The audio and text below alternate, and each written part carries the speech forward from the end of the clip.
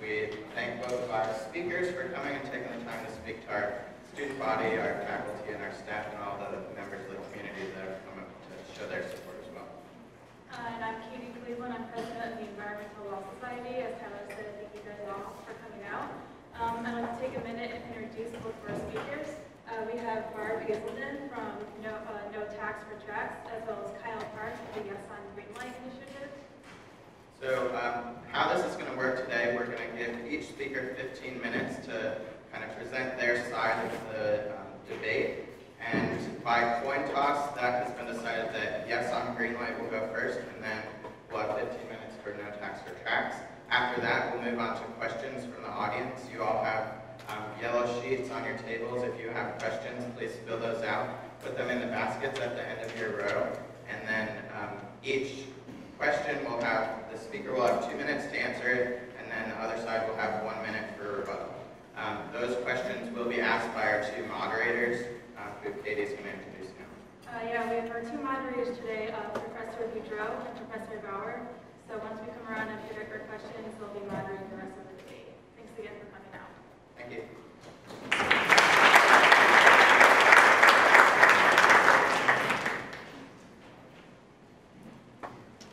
You guys have to start at a certain time or now?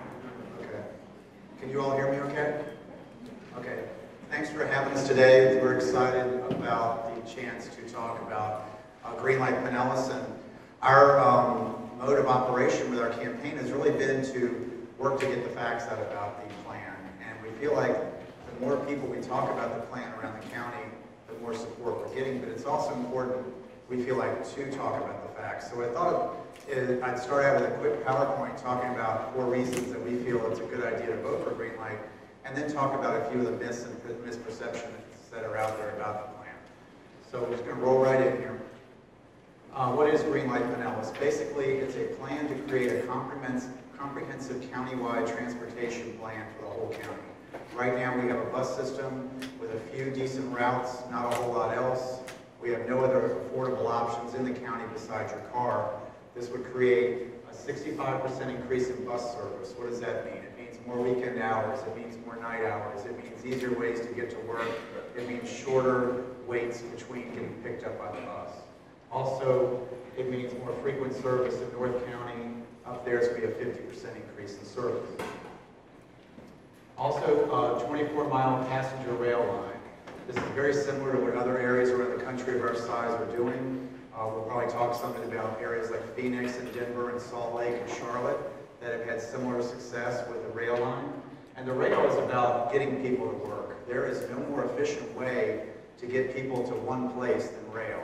So the transportation experts who came up with this plan, they looked at and said, okay, what are the 3 areas of the county where the most workers are? Downtown Clearwater, Gateway, and downtown St. Pete. Between those 3 areas, there's 110,000 people going to work every day. And in fact, even someone from our opposition noted when he was in town recently that 100,000 number is a good minimum number to think about a workforce that is large enough to support rail. Now, beyond that, we're also excited about how that is where the people are. Certainly, getting to the rail with a good bus system will not be crazy in terms of how tough it'll be, but at the same time, we wanted to build the rail where the most people are. This has truly been a community deal from the start. 4 years of conversations and planning, 200 meetings, 60,000 citizens and businesses and community leaders. In fact, we have a broad base of coalition of support. It's both Democrats and Republicans. We have a number of Republicans, especially, wanted to mention that for a moment because certainly both D's and R's are interested in how their tax money is going to be spent. But we have never seen in the history of this county, and I believe, such a broad-based type of support from both sides of the aisle. PSTA, ridership records in July and August. Also, the key thing to talk about, you might hear the argument that, well, nobody rides the bus. Well, for the core routes, it's 11 people at a time on a bus, which matches national averages. And the idea here is if you improve the service on the other routes that feed into the core routes, then more people will use it. It's really that simple. The improvements are going to roll out over time. Going to have a few improvements the first year, but really 2016 to 2019, you're going to see a lot of improvements Bus rapid transit is going to be a notable addition on the bus service, including, in addition to increased hours, including across the bay to Tampa. You will hear today possibly from the opposition, well, it doesn't go to Tampa, so you shouldn't vote for it. Well, Tampa and St. Pete and Clearwater, we feel like need to get on the bus and the train here. And we have talked to a lot of people from Mayor Bob Buckhorn in Tampa on down saying he was fine with Pinellas being first. Tampa will happen after that. We'll have a true Tampa-based system. But even before rail gets going in Hillsborough, we'll have a much better bus system across the way to the airport and such. Then in 2018 to 2021, the rapid bus corridors come in. I think there's 7 corridors in the county that are identified. In most cases, it will take medians, or there's also going to be another technology put in place where there are going to be lanes put in, short lanes at stoplights where the bus can basically cut ahead of traffic. So those kind of ideas are designed to help the buses move faster. And then passenger rail by 2024. So here's 4 reasons to vote yes in our opinion. One is to provide more transit options and ways to get to work. We hear stories all day long when we talk to people about the campaign. We hear about workers who have late hours and they can't get from one end of the county to the other. In fact, there's ads that we've seen run on Craigslist and the newspaper, places like that, where the employers are saying, need reliable transportation. Now, unfortunately, what they're saying is, if you're riding the bus to work, we're not sure we can hire you because if you miss the bus, it's going to be an hour or maybe an hour and a half for the next one. So getting people from one end of the county to the other is critical. The other piece of this is we have major support from employers, Raymond James, small companies like Salon GW in Dunedin is a hair salon in Dunedin, that's one of our supporters. And they're talking about, we need our employees to get to work because we want a broader base of people to choose from. A good example is a guy named Chuck Prather, who built the Birchwood Hotel and Restaurant in downtown St. Pete. He talks about how when we first started, there weren't that many restaurants in downtown St. Pete. It's exploding, as you all know. What that means for him is he has to go wider to find good people because there's more competition. He said, we badly need this plan because I get people here to work and gives me the opportunity to hire somebody in North County, maybe out at the beaches. So that's very, very important to us. Number 2, it's a well thought out plan. As I talked about, 4 years of thought. Also, there will be a Citizens Advisory Committee, which will be it will have some people on it who know the industry, also some people from the community. And this is very important to us also.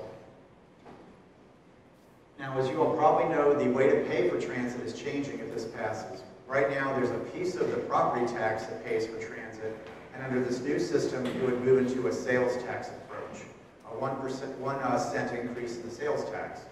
Now, this is basically around the country, this is the favored way to pay for mass transit because it's the most fair way. Think about this, if you want to just saddle only the property owners in the county to pay for this when everybody's using it, we don't think that would be fair. So the sales tax will be paid by everyone, and based on our experience with the penny for Pinellas tax, up to 1/3 of the tax will be paid by visitors. And we think that's also fair because if we use this, we expect this to be a major help to tourism. We think it's fair for everybody using our services in the county to pay for it. Now, a couple of things here that you may hear about today is that the notion that this increase will hurt the poor. That's just simply not true for a couple of reasons. One is that there's a list of about 200 items that are exempt from the sales tax. Things like groceries, medicine, things that people have to have in their daily lives. Studies have shown that for lower income households, these kind of expenses can cost as much as half of your spending. So that's significant. Number 2, the sales tax will be capped at the first $5,000 of a purchase. So the idea that somebody's going to drive across somewhere else to get a car is also not true. And the third thing, and this seems to be missing sometimes in the conversation, is let's think about what you're getting for this. Somewhere between $2, $8, $9 a month. The people who need it most, they need this system the most. They're the people we're talking about. They may have a middle-income family who can't afford a second car. A second car can cost $10,000 a year. It's the people who need reliable transportation to get to work or to take care of things. I was riding the bus last week and I saw, it was up and down 4th Street, and I saw somebody working in one of the restaurants. He had his name tag on. I saw a young mother with I think she was a 6-year-old, going to the drugstore. These are the kind of people who need better, reliable transportation. And basically, this is about our future. This is about a vision for the future of Pinellas County. We will be very open about how we share a different vision for the future of Pinellas than our opponents. A lot of talk about things like saying no to progress, saying no to a smart plan, a lot of it rooted in the Tea Party, and I'm not against the Tea Party. I'm all for efficient use of taxpayer dollars. But we feel strongly that this is a good use for taxpayer dollars because it broadens the base for economic development, it gets people to work, and it's a fair way to pay for it. So why vote yes on green light? We talked about the fair tax, we talked about options for people. One thing about options also, there's been talk about, well, let's wait for the next big thing. Let's wait for riderless cars. Riderless cars, as you all probably have read about, Google is very in the middle of this. Wonderful concept. There was actually a test of one over in Tampa a couple months ago. Here's the problem. Riderless cars, the first wave of them, they're expected to cost $100,000 each. So there continues to be, and not any time in the future, a more affordable, smart way to get people to work than rail. So rail is, and the other thing about, we'll hear some conversations today about how rail is doing around the country. Some typical numbers here: Denver, 81,000 rides a day. Phoenix, 47,000 rides a day. Charlotte, which just got started with a short line, 14,000 rides a day. So the idea that rail is a disaster around the country, nobody uses it, it's actually just ludicrous. And then if the referendum fails, this is really important to know too. PSTA, highly efficient system, well, thanks for laughing, I appreciate that. Has gotten third-party verification from outfits like Ernst & Young. The problem is not efficiency. The problem is we're paying less for mass transit per capita than any other metro area of our size in the country. In fact, for many areas, we're like 1/5 of the spending. Now, we are all about smart spending. We're all about efficiency. But when you have a system, a bus system that only has a few routes that have decent service and not a true county-wide system, then that's not going to work. So we want to get on par with the other metro areas of this size around the country and be able to have an affordable, comprehensive county-wide system. And we think that's fair. Our supporters, as I mentioned, a wide range of supporters, both on both sides of the aisle, Democrats and Republicans, the Chambers of Commerce, the economic development groups, all about how this will help business. Another quick business story. We heard recently from a lady from Raymond James. Her name's Mercedes Van Workum. She heads the capital markets division of Raymond James. She recruits nationally for top students from around the country, NYU, University of Chicago. She talks about how they talk about Tampa Bay. Do you want to come here as a super sharp 23-year-old, or do you want to stay here if you're a graduate from the Stetson Law School? And these people, they hear there's no mass transit here. Now this isn't about, by the way, I was going to say, this is not about giving up your car. It's about having options. And so, in fact, my own son is moving to DC next week to start a job in DC. He's going to keep his car, but the nice thing is he's not going to have to use it all the time. So he's going to save that gas money. He's going to not have to worry about parking, all those things that happen. And I was in Boston about 3 weeks ago, and in fact, on our trip, we used 3 different types of transportation in 3 days. We used the rail, we used the bus, and we used the Uber system. And for that time of our trip, that was the right choice to make for what we were getting ready to do, in terms of where that route went, how long it was going to take to get, that kind of thing. We see that same vision here in Pinellas County and Tampa Bay.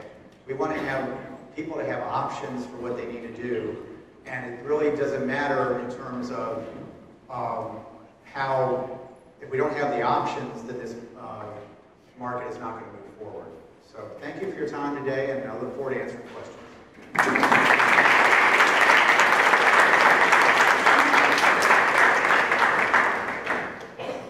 Okay, so for about 3.5 years, strictly as a volunteer, I have attended the PSTA meetings and all of the related meetings that have led to us to where we are, just as a citizen. And so I'm going to be sharing with you a lot of what I found out about this issue. Now, no tax for tracks, this is just a sample of the folks from all over the county that have come together under the banner of No Tax for Tracks And we are for good public transportation that makes sense and is efficient. And I think you're going to see that we don't have that currently. Now this, of course, is our PSTA bus system. And one of the things I found out when I first started going to PSTA was how the system was funded, because I never understood how our bus system was funded. And this shows us here that currently the operation budget of PSTA is 75% subsidized by us as taxpayers.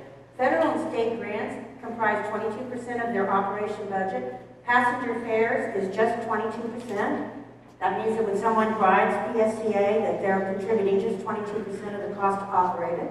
Advertising is 3%. And then the real estate property tax is 53% of their operation budget, for the total of 100%. And I have this in red because this is what we're talking about, is switching out this portion of their operation budget for sales tax. And in 2014, the operation budget of PSTA is $63 million. Now, in addition to that, they also have a capital budget, another $23 million that they had to work with this year. So they have a total this year of $87 million. If you divide this by the number of rides, now this is not people, this is not riders, this is the number of boardings. And if you divide that total $87 million by the number of boardings this year by PSTA, the cost of the entire system is $7 per ride. Now that means that if I need to go to the Tyrone Mall and I need to get on the bus and then maybe transfer once or twice to get to the mall, each one of those boardings is costing $7, even though the rider, after discounts that are available to people, the average is 91 cents that they're paying. So the system is currently subsidized by us as taxpayers at $6 per ride per transfer. Now this slide is a PSTA slide. I'm going to be showing you a lot of PSTA slides. I'm going to talk very fast because I don't know how long this is going to take. And this is a 10-year period of time right here from 2002 to 2012. And this slide, the red bars, will show us what happened to property values over that 10-year period of time. Those of us who owned homes, and in commercial property for that matter, we saw our property values spiral upward during that crazy period, as did PSTA see their income go up of the ad valorem tax. So here in 2007, we hit the high water mark of property value across the United States, and at that point, PSTA was charging 0.56 mils on our property tax bill. Now they are capped at 0.75 by statute. And so at that time they were at 0.56 and it was generating this high water mark of money to them. And of course everybody thought that they were rich that owned a house at this point in time. Then the bottom dropped out of the housing market and everything started spiraling downward. And here in 2012, this is when the property values hit their low. And this black line here, again, this is a PSTA slide. This is when PSTA raised our property tax millage by 30% to 0.7305. So they are darn near as far as they can go. This is another PSTA slide. And this slide shows the ad valorem and what happened. In 2007, they were getting $38 million off of the ad valorem portion of the property tax and the operation budget. And then the bottom dropped out. Again, this is a PSTA slide. And then they dropped down to $26 million. And then here is where they had a 30% increase in our property tax just 2 years ago and raised it back up to $33 million. This is a very... But during that period of time, PSTA built a new headquarters, a new Taj Mahal out on 34th Street. And they hit a $40 million facility, doubling the space, doubling their expenses, and expanding their bus lines. And if you haven't been out there, you should go out and take a look. But they already raised the taxes on our homes so that their spending can continue. And here's a PSTA slide, and it shows you from 2002 to 2014 what happened. And you'll notice that it goes the exact same trajectory as the rising of the property values I just showed you. So here in 2002, 4, 6, their spending followed the projection of the property. And then this is when the bottom dropped out of the real estate market. So here in 2007, 8, 9, 10, they let people go, they cut back on expenses, and then here's where they did the property tax increase, and their spending took off immediately again. This is an unaltered slide, and this tells you here that this yellow line is November, it's a month from now, when they think that we're going to pass this 1% sales tax and bail out the situation. This is another way to look at it. This is a PSTA slide, and this is their staffing level history. And this is 2004 through current. And you can see that in 2004, they had 535 employees, and you see it following the exact same trajectory. 2007, high watermark, they let people go. Here's the 30% tax increase, boom, back up again, hiring more people. Now, in 2011, when they tried to get through the 30% tax increase, they did not have to get our vote for that. The board was able to do that, but they did have to have public relations. And so they were presenting to the public that in 2012, if they did not have a tax increase, as I just explained to you, that they were going to be $5.7 million in the hole for operating year 2012. And that if that didn't happen, it would be $8 million in 2013. But this is what happened. They raised it 30%. I went to all the meetings. Nobody was really following the story. And within a few months, not only after they got the 30% tax increase through, not only did the $5.7 million deficit go away, we ended up with a $7.7 million surplus. So that tax increase created a $13 million swing from what they represented to the public. And at the last board meeting, CEO Brad Miller declared that PSTA is hiring more drivers, more mechanics, more raises, more interns, and a full-time recruiter to get all these people. More evidence of extravagant spending is the $450,000 diesel buses are being replaced one by $650,000 hybrid buses that we're now spending the same money to get 2 buses when we used to get 3. Mr. Miller warns that if a new sustainable funding source is not found, PSTA services are going to have to be cut 30% by 2016 because PSTA is at their back. So they are at a crossroad. They have to convince the public to pay more, or they're going to have to fix the bus system. And that brings about the controversial Green Light Pinellas plan. Is it a train? Is it a bus? What exactly is Green Light? Well, for one thing, it's been very controversial. Maybe you've been following. There's been many stories this summer about PSTA's management. One of the stories has been from Mike Deason on Channel 10, talking about the return of $354,000 of Homeland Security grant money that was obtained and used to do promotions for Green Light Pinellas. And they returned that money just 2 months ago. But PSTA's message to the public is that Green Light means more bus service. However, that's not factual. The capitalization of the build-out of the 10-year Green Light plan includes $2.5 billion. 90% of it is rail, and 10% of it is bus improvements. This is from the Ernst & Young report, which is in the part of the Green Light plan, and it shows us 2014 through 2025 when they expect the rail to start. And the black bars represent the build-out, the capitalization of the rail, and these green bars here are the bus enhancements. So don't be fooled, it is 90% of this money is going to be to build a light rail system. And in this plan, there is no provision down here in the later years to replace the rail. What does that mean? Well, these things wear out just like everything else wears out. And they have not included that in the plan. Now, a lot of people think we're talking about something like this, which is a high-speed, sleek and sexy, high-speed, 155 miles per hour. But the fact is that it's a 2-car, streetcar type of has the bars that go up and electricity. And with an average speed of less than 25 miles per hour nationwide. Green Light Pinellas calls it a tax swap, which is a sales tax for the ad valorem, but it's just a promise to eliminate the property tax now for increased sales tax tomorrow. But the fact is the increase is enormous. Green Light Pinellas is a $100 million annual tax increase out of our community, all going to PSTA. And it will raise our county sales tax permanently from 7 to 8%, giving us the highest sales tax in the state of Florida. Now, I told you the ad valorem property tax now generates $32 million a year in that part of the budget. This 1%, the first full year of collection, is $148 million. Now, that is some swap. I would love to have that swap. How about you? It is a $100 million tax increase, and the enormity of this has to be understood, because right now we're looking at the ad valorem at around $32 million, and right here in 2017 is the first full year they would anticipate a full year of collection of $148 million.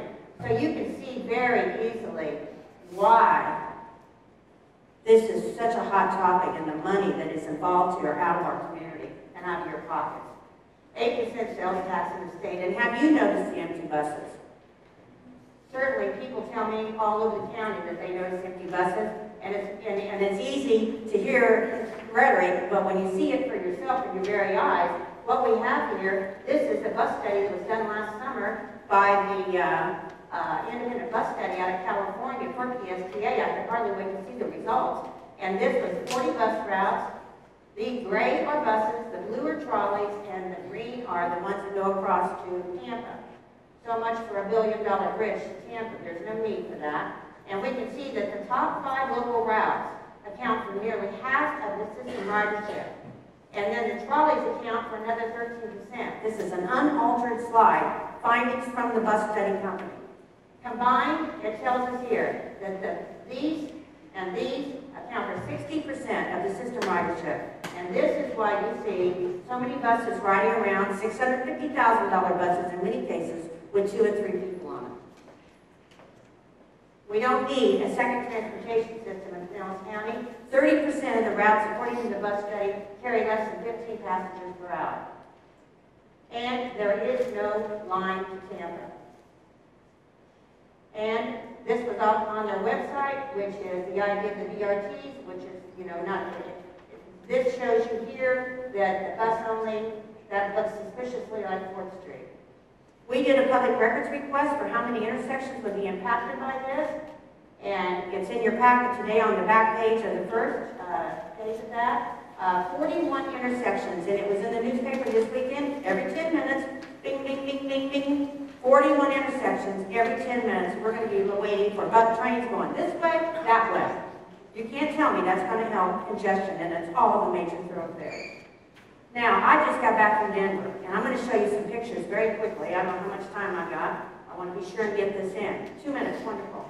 Okay, I went to Denver to a transportation conference. They opened their light rail line 16 months ago. You got 5 minutes? When I got out and walked up, there was about 45 of us that went, and when I got out and walked up to the front door to the brand new transit hub, nobody was there. I walked in the door that you just saw, main camp concourse at 10:30 and Friday morning, nobody was there. Ticket windows, nobody there. A few people waiting on a train. I got on the train, I quickly turned to the right, took a picture, and then I turned to the left. But people say, well, gee, maybe this is because it was 10:30 and they had all gone to work. Here's the park and ride lot, empty. This is out of Denver's website, and this shows you that they cut through neighborhoods. Look at this house, 20 feet. More than 3 miles of the line travels within 20 feet of the front door of people's homes. Thank you very much. It was originally presented to be $4.7 billion in Denver for their entire fast track program, and it is now only one section done, and they're at $7.5 billion. If we pass this, our subsidy at PSTA, that is currently at the $6, look at the subsidies of the other cities. Charlotte has a 9-mile, $15.45. You can look through that quickly, and then I want to move on and say Salt Lake City just went through an audit, excessive pay, questionable fares, deep debt, bus route reduction. And this is Utah, this is Salt Lake City. Look at that and think of East Bay, West Bay, because that's what we're looking at, is this structure going all the way down the middle of most of our roads. Thank you. That's as fast as I can talk.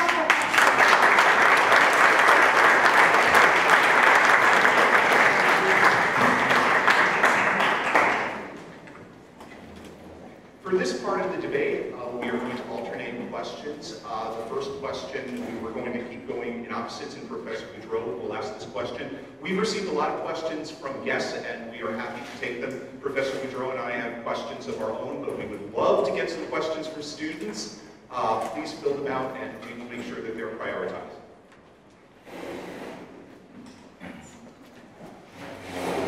So what we're going to do, we've got a bunch of questions here, and we've asked people to direct their questions either to the yes for green light or the no tax for tracks. And we're going to alternate, and for each question, we're going to give the primary answerer about 2 minutes, just to give enough opportunity for as many questions as possible, and then we're going to give the other person 1 minute to respond. So we're going to try to keep things moving fairly quickly. And so the first question I have, we just decided since the yes for green light went first, question from a student, said that Pinellas County lacks a centralized area of both commerce and living as opposed to some, say, older cities where public transportation is more ingrained. And there have been some failures of public transportation. How does Pinellas County then match a good area for increased public transportation? Well, basically, we have 3 areas like that in the county. We have downtown St. Pete, which you all have seen what's happening there. Gateway Carillon, which is now starting to get more live and play in addition to the work there. And also downtown Clearwater, which is being revitalized right now. I think I mentioned in the presentation, those 3 areas combined have 110,000 people going to work. So it does meet the criteria for a successful rail system. That said, I think that what we're seeing in downtown St. Pete is vibrant redevelopment of the city. This county is 98% built out. It's the most dense county in Florida. And the only problem with that is if you want to build something that's nice and new, you have to tear something else to do it, which is fine in certain compact areas of the county. But to do that, you have to encourage the development. And it's not by developers getting sweet deals. They pay into a tax increment financing districts to pay for the development. It's more about creating more areas that are walkable. And downtown St. Pete, I think, is showing the power of that and the potential for that. And I think creating similar areas like that in the Gateway area and also downtown Clearwater, I think, will be very healthy for the whole county. Thank you. And Barbara, a quick response? Oh, thank you. One of my slides skipped because you apparently put new batteries in that thing. It was like a rocket ship. And so I did skip the slide that told us that 1.6% of Pinellas County residents currently rely on public transportation to get to work. So it's important for us to kind of get a handle on the demand for this service. And I think it's also interesting that St. Pete has made such a renaissance without rail. This is a private market that is working, and as students, I think that it's a very important distinction that we don't need government subsidies or government to be making development occur. If there's a demand, it will occur. Thank you. The first question for Greenlight is from a guest, so students step up. I am a 2-car family who supports Greenlight because I want to be rid, excuse me, this is for no tax for tracks, I apologize. Yeah, okay. People check the wrong boxes. I am a 2-car family who supports Greenlight because I want to be rid of my second car and I don't mind spending a little more money for a highly improved transit system. Why should I continue to spend $10,000 extra a year on a second car instead of less than $20 more on Greenlight Pinellas? Well, I think that that's a personal decision, and you know, so you have that choice now that we have a mass transit system. We do have a bus system, so the bus system needs to be reconfigured. It needs efficiencies. It needs to be improved. And with $90 million to work with, I think that that can be accomplished. And so that would be my answer. And response? Well, basically, demand for these transportation system in the county, Barbara's talking about no demand. Well, the problem is the system isn't very good. We don't have weekend hours, we don't have night hours, we have to wait sometimes an hour, even longer for the bus.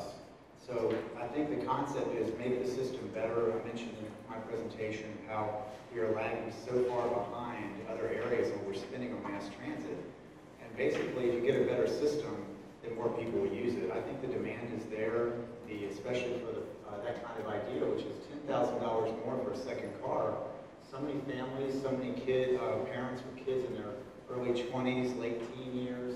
This is significant cost. So I think, as the question noted, we think it's a very good trade-off to get that robust system, as opposed to asking people who are less affluent to be spending another $10,000 a year.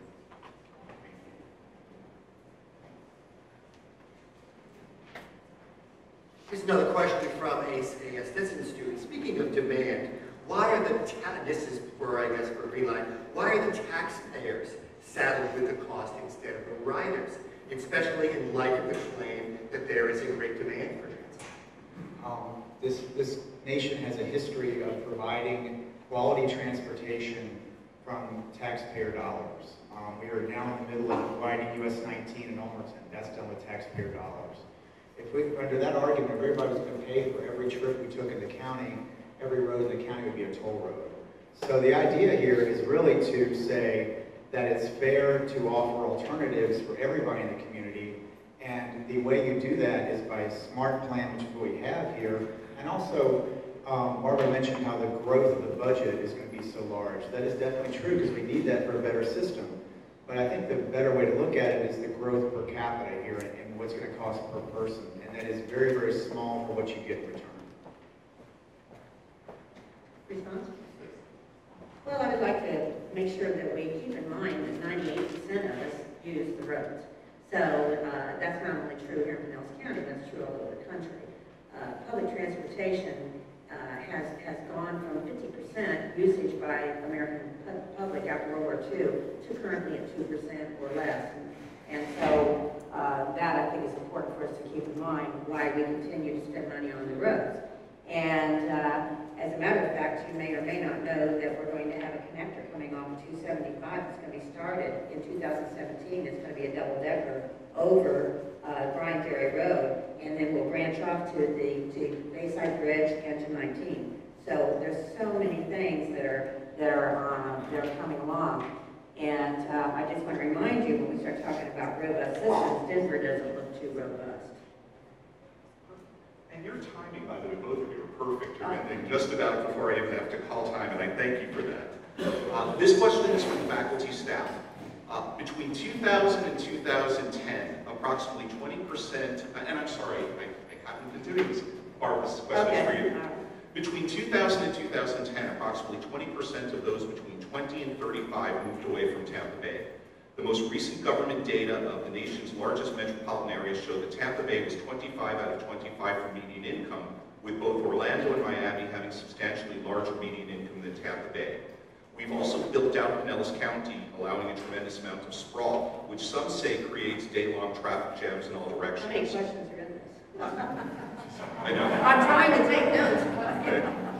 The light rail component of Greenlight would permit high-density transit-oriented development along the light rail corridor.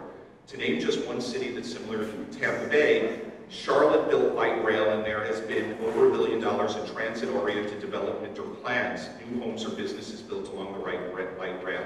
Isn't infrastructure investment like this necessary to keep those 20 to 35-year-olds in Pinellas County with better employment opportunities so that we're no longer last of all the major metro areas in the country? I guess as a mother, I would say that children have been leaving home and seeking their own way for years, and I don't think that if we build a light rail that that's going to keep our children here, or that we're going to lose our jobs, or that all of these terrible things are going to happen if we don't have light rail. We live in a wonderful area, and I can't hardly even get my hand on that question, to be honest with you. I'm trying to think what all was said, but it was about transit-oriented development, and what we've seen in other cities is that not only do you have to subsidize these systems, but then you've got to subsidize the developers. So it begins a whole layer of rail subsidies I will tell you that when I was in Denver, I couldn't believe everything is new, okay? It's all new, and it's all subsidized. So you just start this pot of money for the special interests, for the developers, and then they support the politicians with donations to keep the whole thing going.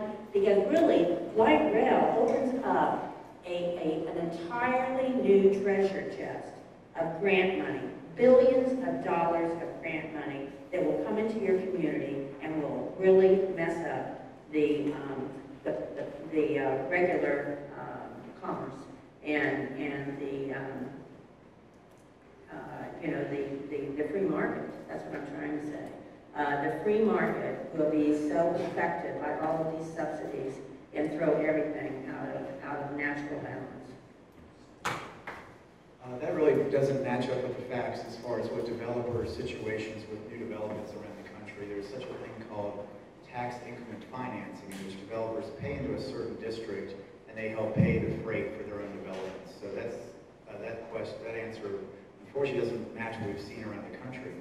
Also, as the question noted, it is a significant issue in Tampa Bay. We have a major brain drain here going where people getting out of school, people who are getting beyond their first jobs, they're not seeing this area as a competitive area with other places that have walkable areas. And this isn't about creating a walkable, dense area in the whole county, but certainly more areas like that downtown St. Pete. We're now seeing people from Tampa moving over to St. Pete who are 25 and not being laughed at. You all can remember 10, 15 years ago where you'd say, I live in St. Pete, and people would think, well, you're just like from like 90 years ago. So I think seeing what's happening in downtown St. Pete has really shown the power of that. And this is not some big subsidy thing. It's about developers paying into it and also our kids staying here. Thank you. Here's another question first for Kyle. You mentioned that a certain percentage of people live within 5 miles of the proposed rail line. And the question is sort of a couple-part thing, but I hope there can be answered fairly quickly. How are people supposed to get these few miles to the rail if they don't have their own transportation? Are there going to be large parking lots at the rail stops? And in addition, for buses, are there going to be improvement on how people wait for the bus? And there are many studies that say that one of the biggest obstacles to public transportation is simply the annoyance and the aggravation of waiting for the bus. I guess it's a two-part question, but the first part of the question is that's where the bus and rail work together. A more robust bus system that comes more often is going to take people to the rail line. And that's what you see in every city that has a transit system around the country. People who live beyond, a good walk of the rail, they're taking the bus there, and it's very efficient. DC is one example where the bus system is spectacularly good. And that also goes right to your other question, which was, yes, part of this plan is to dramatically reduce the waiting time for a bus. And you can't say that it's not a problem when you miss the bus, you need to get to work, and you're waiting for an hour to get the next bus, or you got to do a transfer where it takes, we had a St. Pete college student told us it took almost 3 hours to get from the 2 campuses from St. Pete to Clearwater. That's crazy. So improving that, the bus system will actually help both the system itself, meaning the buses, but also feed into the rail. We have time for a few more questions, just to let our guests know that our class schedule says that students may start leaving soon, but we're going to try and take as many questions as we can. So this next question is for Barb, and it's from a second-year student. And the question is, how should our current system be improved specifically? Is there an alternative plan being proposed that will substantially improve our current system? Well, thank you for that. Yeah, I think that there is so many ways it can be improved. Now, when they did the bus study that I talked about, they did a plan which was the no new revenue plan and the new revenue plan. So they have, this month, we paid $700,000 for this bus study last year. And the result of that was a plan how to fix it if the referendum is passed. So they have that in hand, they're just not talking about it. Now, is that to say that that exactly what's in this no new revenue plan would be what they would do? No, probably not. They would probably need to tweak it somewhat. But it includes actually increasing to 15 minutes from an hour, 6 routes, whereas currently PSTA only has 2 routes. PSTA currently is doing what they even refer to themselves as a peanut butter approach, which is trying to cover the whole county. And well, there's no demand. There's no demand in many parts of the county. So rather than to do that, this bus study, no new revenue scenario, is suggesting that they focus on the poor. and that they give better frequencies to the core services. They know what to do. Okay, so we certainly are not against public transportation. There's so many efficiencies, so many things that can be done to provide better service to the 1.6% of our residents in Pinellas County that depend on PSTA. Say something about that, Greg? Well, the idea that 6 routes with decent service is going to be a countywide system, to me, just doesn't make sense. I didn't say we would reduce it to 6 routes. I'm You sorry. say go from 2 to 6. No, I said that the 1 hour route, that if the 15-minute frequency that they only have 2 of now would increase to 6. But there would be many other routes still. Not many other routes with that good service, is what I'm trying to say. And basically, the idea that I think I've heard talk that if you don't live near one of these core routes, you should just move to where one is. We don't see that as a true countywide plan for the future. We think a better system is to have a reasonable way to get to those core routes and get good service, where it's not like the rest of the county you're having to wait an hour for the bus. Thank you. Here is a question again, folks, on a yes for green light. In some cities that have started a rail system on top of an existing bus system, critics have said that too much of the money ends up going to rail, and rail often placed on areas that are primarily for white-collar affluent people, and then low-income bus riders tend to suffer. What percentage of increased taxes are going to go to the bus, and what percentage for the light rail? Yes, okay. Well, Barbara did note correctly that the capital costs are much larger for rail than bus. I mean, you can certainly know that building a rail system is going to cost more than only increasing the bus service. The bus service is not just buying more buses, it's also paying drivers to work longer in the evening and more on the weekends. And as far as what we've seen around the country is that, as mentioned, the two systems really work together in terms of the better bus service ties into the rail, helps the overall options for people to get to work and get around the county. Yes, in many cities, what we've seen is that the rail will cannibalize the bus system. So the same people who were riding the bus then start to ride the rail. So you're not increasing ridership, you're just basically, providing a choice to those people. So that's a very important consideration. And another consideration, in the financial feasibility report, one of the first mitigators for cost overruns on the rail is to cut back on the bus service. It's right in the report. You can go to PSTA.net and put Ernst & Young in the search box, and you can get a copy of that report. There are some stress tests that they did, such as they did a stress test of 10 to 15% cost overrun on the construction of the rail. The average is 36%. So it's, if they start running into a problem, one of the first mitigators is to cut back on the bus expansion. This will be our last question that we'll be able to take today, and thank everyone. I'll thank everyone afterwards, but I appreciate the students who are leaving, who are doing it so quietly and allowing us to continue. This question is for Barb. It's from a third-year student, and the question is, what do you expect Pinellas County will look like, both economically and in population, in 20 years, if it never adopts expanded bus trolleys or light rail? Well, it's conceivable that it would look like St. Pete if we let the free markets work. I know I live over in Northeast St. Pete, and it's just incredible right now to just even ride down 4th Street and see all the new businesses that are coming, big businesses like Trader Joe's. So we're attracting all over the county, and in this role that I've been in this year, driving it as much as I have all over the county, there's businesses popping up all over the place. So 20 years from now, I think that 20 years ago, St. Pete downtown was certainly a different story than it is today. I was there, you were there, and it's been marvelous to see that all change. So I think that people can make these decisions without the government.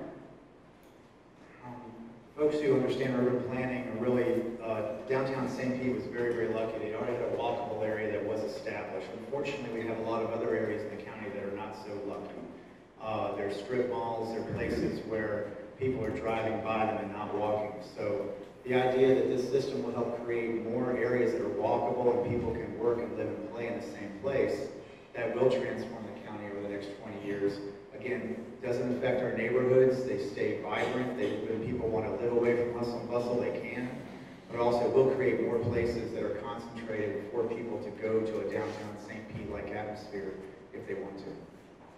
Thank you. First of all, let me thank our speakers for just being wonderful and for being here.